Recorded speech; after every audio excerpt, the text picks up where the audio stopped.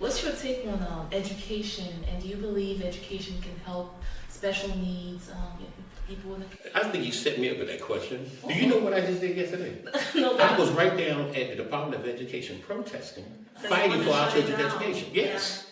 I was standing there with everybody else, holding my sign up, fighting for our children. So education is not just important, it's crucial. Not so much of the education, but the right education. The right education. The right education. Everyone don't educate the same way. Yeah. They don't teach the same way. Yeah. Now we're in a pre-COVID situation. We have children or adults that learn differently. That's true. So what do? We are in a mental health tsunami, meaning relationships, Yeah. work relationships, businesses, mental health tsunami. Everyone's having trauma, but most don't recognize it. So we're going back to mental health, behavior health, in our schools, with our educators, with our families. So education is crucial. I was there, and in fact, that wasn't part of the plan. Okay. My plan that morning was to go out to campaign, get additional signatures, talk to some of my seniors because I'm passionate about working with my seniors. Don't mess with my seniors, I hurt somebody. Do not mess with my seniors. So that's what my plan was, but someone sent me a text. I was part of Quality Trust, Family Support Council. They help and work with people and individuals with disabilities. I'm also part of the DES, the Department of Disability Services, Disability Council. So where we help create policies and procedures for persons with intellectual and developmental disabilities in the digital economy. Somebody sent me a text asking was I the same Oliver that was part of the DC Homeland Security Disabilities Advisory Group. I said, yes, I am. Why?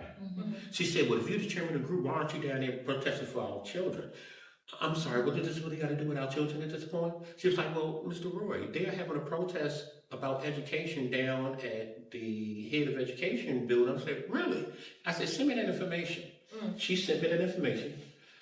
I got up, I made 3 calls to my team, let them know what I was doing. A lot of them didn't like it because I did it at the whim. We didn't plan it. But I went there and I started meeting with some of these educators, started hearing some of their challenges, starting to feel their pain about how they're dismantling the Department of Education. So it's needed, it's important, and I support good positive education. You can't support all education. People say you shouldn't say that. It is what it is. All education ain't the best education. That's true. Yeah. Stacy learns a lot different than little Jimmy. Little Kiki learns a lot better than Amy. You can't put them on the same field. Yeah. But we keep putting them in the same situation educational-wise. We look at IEPs, we look at the behavior assessments, it's different. The numbers will show that. So that's a long one, but I just cut it short there. Okay. So you do believe in it, and you just think the right education is needed. Yes, more work need to be done with focusing on the mental health and behavioral health of the children now. These kids are so stressed now. Yeah.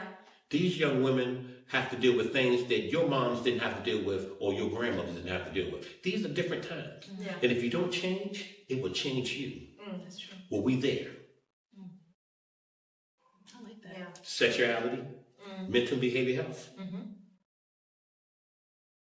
If they haven't seen a positive relationship, why would they know how to build one? Yeah. You don't know that Then they go to school with the same messed up, mentality. and you wonder where it comes from. It comes from home. Yeah. Then the professionals got to deal with that. Why are we paying our teachers more? I'm an advocate for paying teachers way more than what they should have now. Yeah. But we'll pay a basketball player, a football player, $2 million to throw a pigskin that we don't care nothing about. Don't make no sense. But it's there. Yeah. So education is huge. Yeah. What's your next one? Yeah. So I actually really relate to the topics that you're mentioning because I'm also a DDS provider.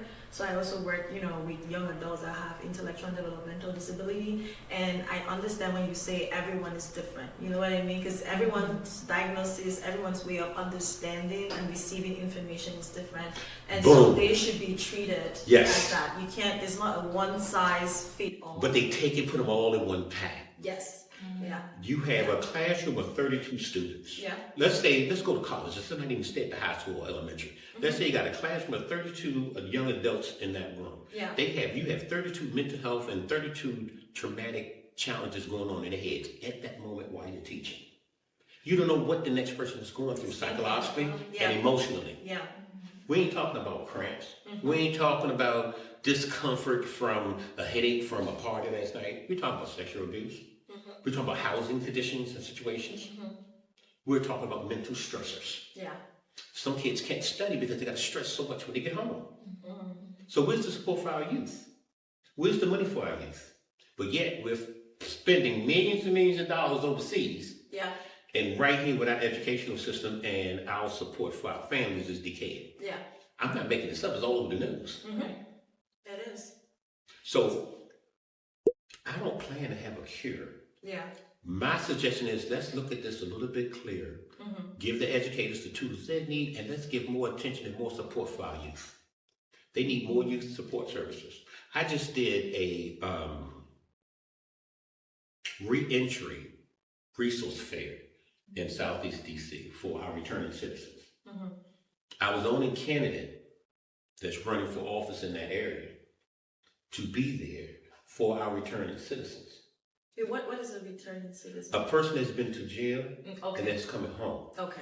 They have a lot of psychological and mental and behavioral issues coming home. Yes. One of them feeding themselves, clothing themselves. Where's the support for them? Yeah.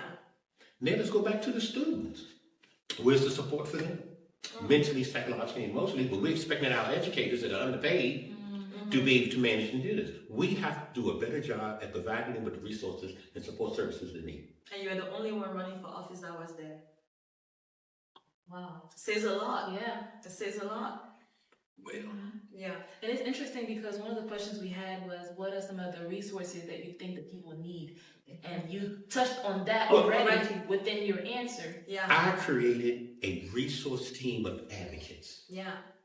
These advocates have testimonies with congressional leaders. They have testimonies with city council leaders, with the city. These advocates are moms and dads that fight on behalf of children with disabilities and special needs. Wow.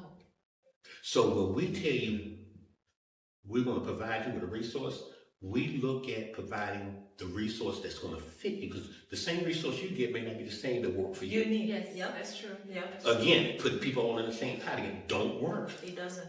Right. So with my team, with Family First, Yeah. that's it right there. Family first. Right.